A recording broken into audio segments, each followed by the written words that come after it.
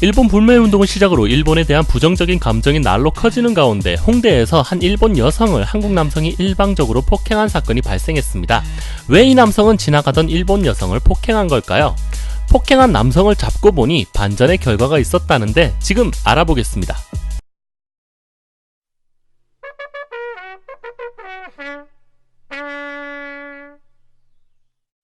사건의 시작은 한 일본인 여성의 트위터로부터 시작됩니다.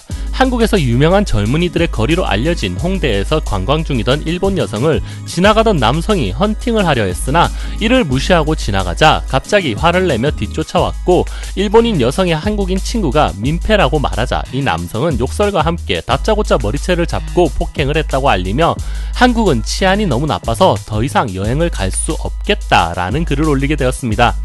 이 글로 인해 일본 내 커뮤니티 사이트에서는 한국에 대한 비판 여론으로 욕설이 난무했고, 한국의 커뮤니티에서도 이 사실이 알려지면서 한국 남성에 대한 비난으로 커뮤니티가 떠들썩했습니다.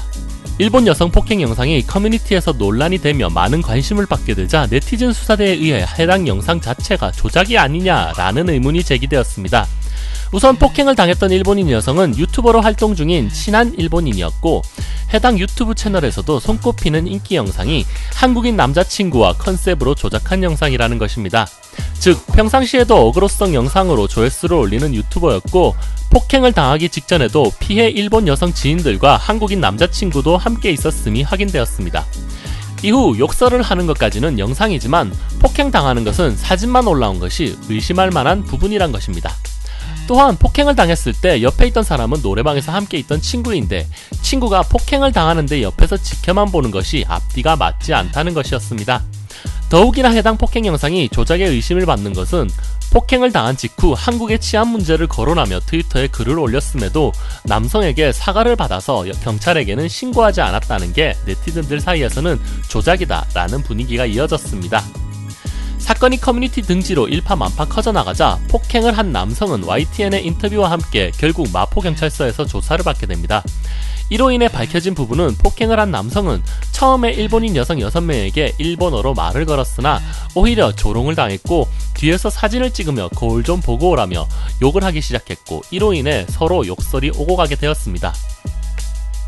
이후 남성은 흥분하여 여성의 머리채를 잡은 것은 사실이나 결코 폭행을 가한 적이 없다는 것이 해당 남성의 주장입니다.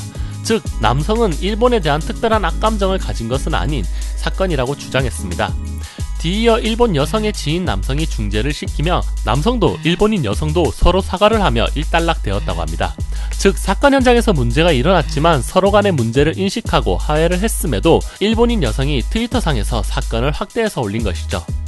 하지만 지금까지의 내용은 남성의 주장인 상황이고, 폭행당했다고 주장하는 일본인 여성의 확실한 입장이 밝혀지지 않았기 때문에 사건의 확실한 진위 여부는 알 수 없습니다. 또한 남성이 먼저 무례하게 말을 건넸을 수도 있으며 앞뒤 상황을 다 배제하고라도 머리채를 잡은 것은 명백한 폭행이기에 논란의 남성이 잘못이 없다라고 단정지어 볼 수는 없겠네요.